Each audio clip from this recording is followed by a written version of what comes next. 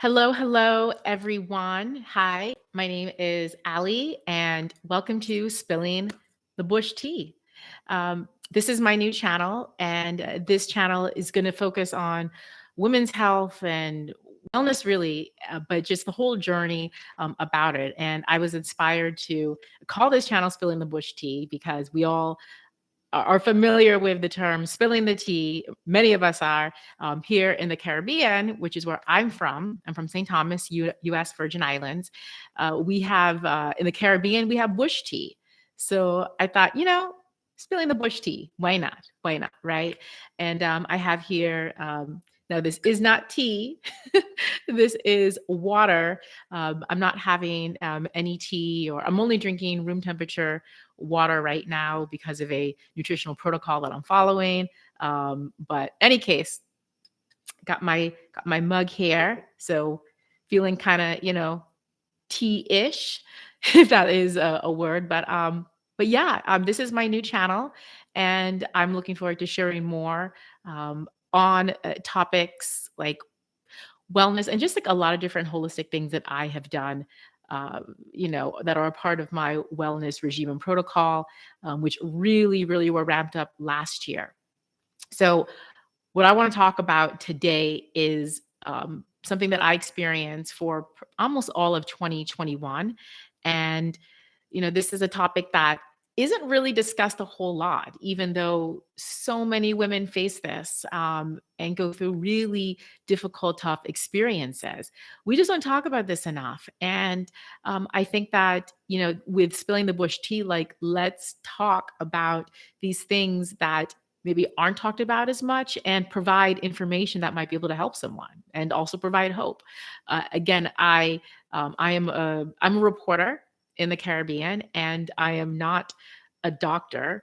So, for everything that you hear, please consult your doctor. Please consult your medical folks, advisors, and if there's something here that resonates with you, that is fantastic. Look into it, see if it's a fit for you. Um, you know, I definitely think it's important to always work hand in hand with your doctor and your medical people them when it comes to your own personal health. And that's exactly what I did last year with my experience in this issue. So I ended up having surgery about 2 months ago from dealing with this, and what it turned out to be, because we found a mass in my body January of last year, mass in my lower region. And we did not know what this was exactly until surgery, and turned out to be a fibroid. And I can tell you that, just to have the information and know what this is, and the fibroid was removed. My doctor is incredible. To have that peace of mind knowing that the fibroid is removed and we knew and now know what it is such a huge relief. When it comes to fibroids, and again, so many women are affected by this. Actually, 20 to 70% of women will experience fibroids during their reproductive years. That's according to the Hopkins Clinic or Hopkins Medical. I looked that up on Google.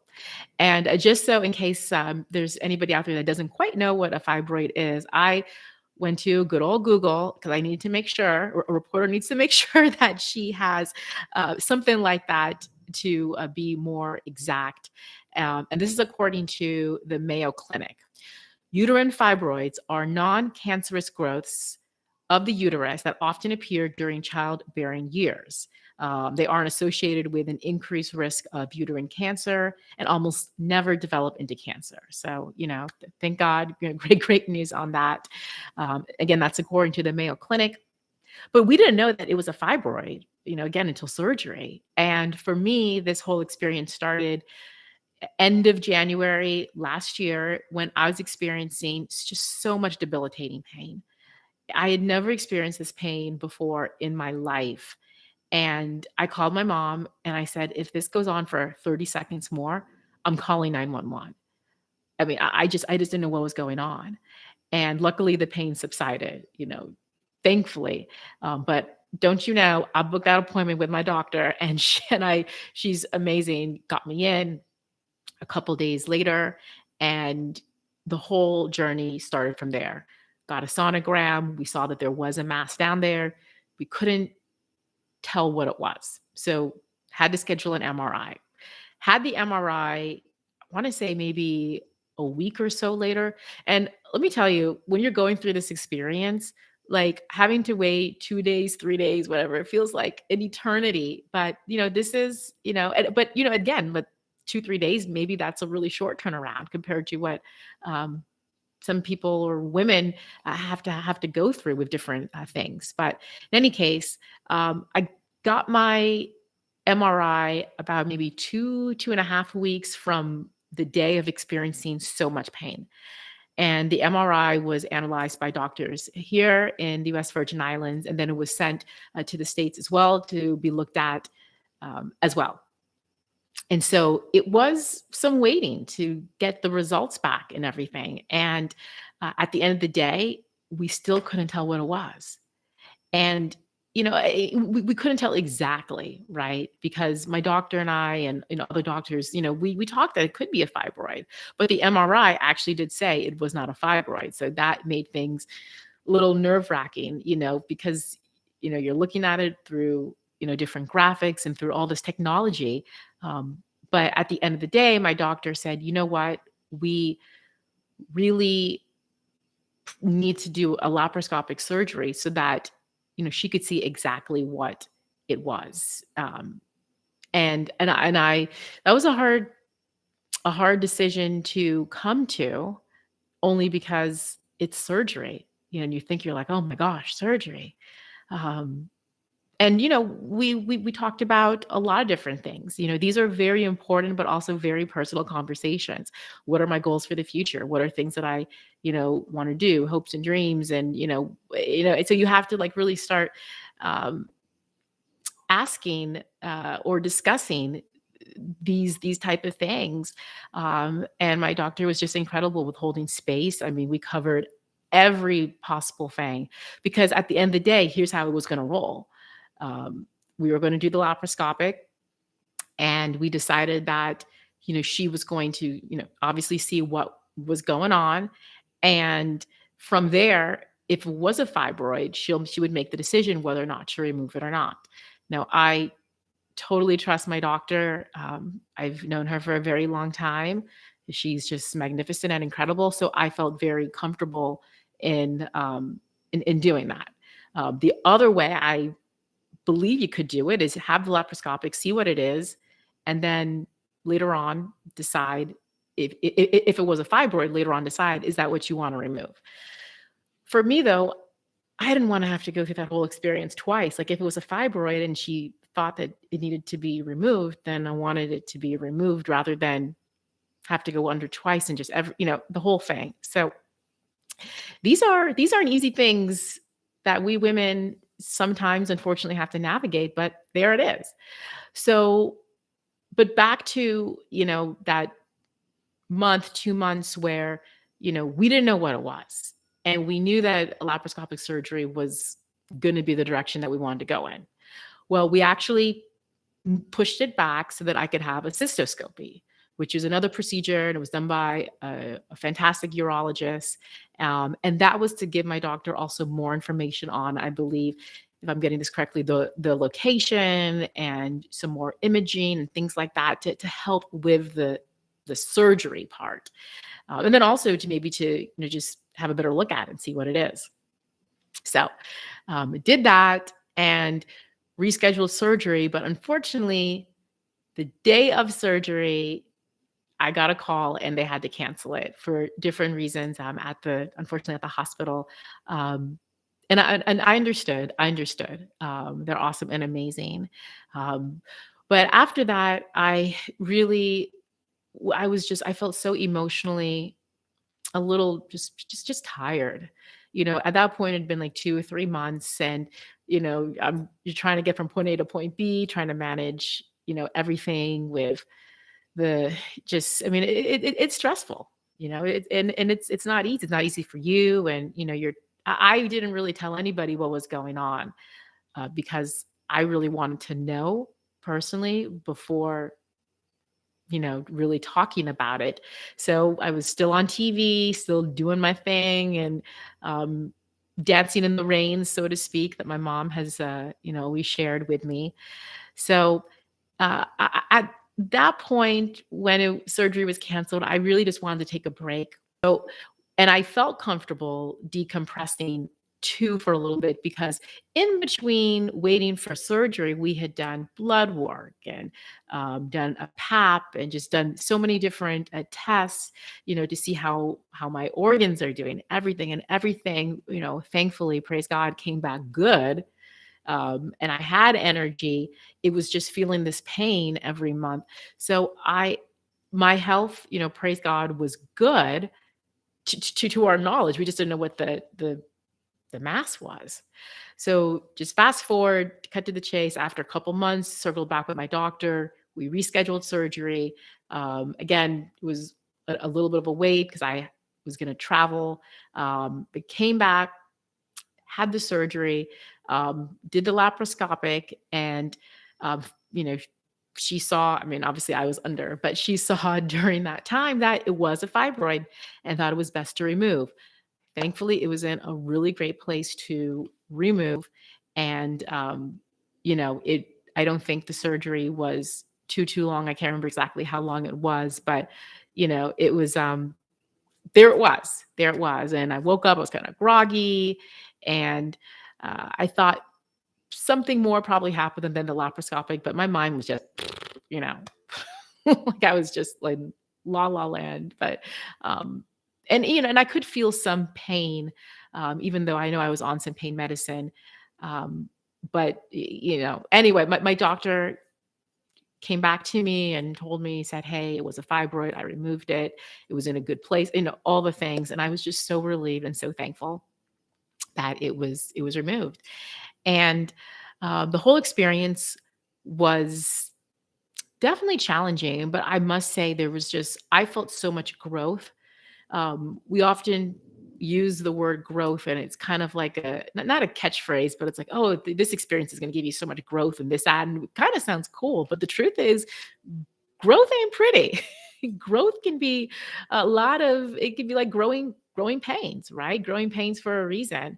And I really doubled down from that first doctor's appointment to surgery. I just doubled down in my holistic practices, meditation, breath work, acupuncture, um, just deep breathing. I mean, all the things, all the things.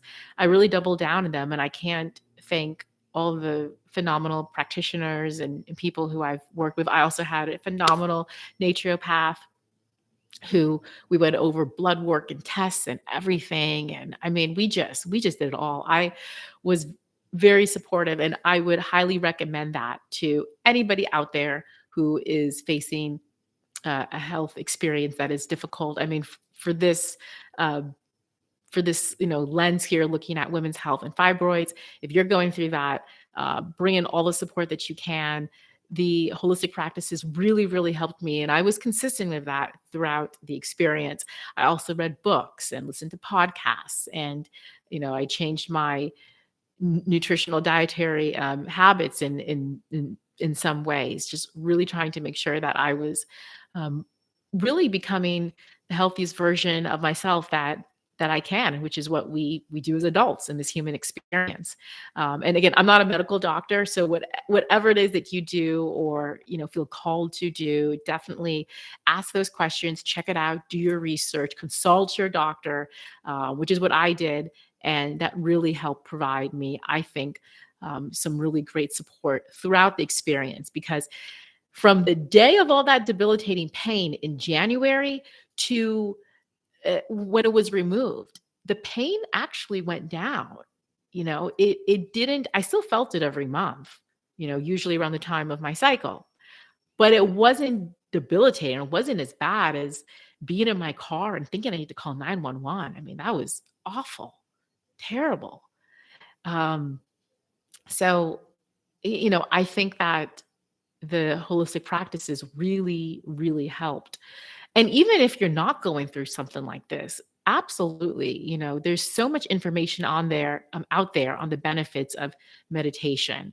When it comes to your nutrition, it's not a one size fits all by any means. Consult a nutritionist, consult your doctor, make sure you're doing what's good for you. But whatever that is, when you double down in that, whew, it's amazing. And, just all the different things that I did, that really helped. And I think in general, it's just really great. When I take a step back and reflect on all of this, and I'm still processing a lot of things emotionally, I felt like I wanted to talk about this maybe a month after surgery, but to be honest, I was still dealing with the pain of surgery, and trying to regroup, trying to recover. And I mean, maybe that's a conversation for another day. Actually, I know it will be, but I just wasn't grounded enough. Um, I probably for the first 6 weeks just had just tears of gratitude. And I still get a little emotional talking about it, but just the tears of gratitude for my health and being good. And I'm so grateful. And, as I say that, I just want to share any support, prayer, love, good energy out to anybody who's experiencing whatever it is, whatever trial, challenge that you have. You are not alone. Last year, I did feel alone sometimes, and really leaned in on family and friends. I didn't really tell many people, but the few people that I did, and then the few people right before surgery, um, you know, I'm just so grateful for them and for holding that space for me. So I just want to say, I love you. You got this, and you're gonna be all right. And that is my hope. That is my hope of hopes of hopes. Um, for you or anybody out there experiencing tough things like this. Um, but yeah, taking a step back, now I'm about 2 months since then, and I also have very minimal scarring. I mean, again, like my doctor's just phenomenal. And I'm still doing acupuncture. I'm still doing breath work. I'm still seeing my naturopath, eating as clean as I can. These are things I'm going to continue. And reevaluate, because health is an ever evolving thing. One thing that I've learned, and so you want to, you know, make sure that you're supporting your body as best as possible. But these are things that I'm going to be doing, and now I'm looking at ways to really heal my body, because it's still healing. I still have some scar tissue, and just really moving forward. So there's a whole lot more to be said, but I just wanted to share that. And thank you so much for watching. Please subscribe to my channel. The first time I did this, the audio, I don't think the audio worked. Um, but hopefully it's worked this time. So please subscribe, uh, follow me, Spilling the Bush Tea. I love you. Consult your doctors again with any questions that you have on your health. I'm just here to share from my own personal experience, and hope that something helps and resonates and brings good. So love you a lot, and I'll see you later. Bye.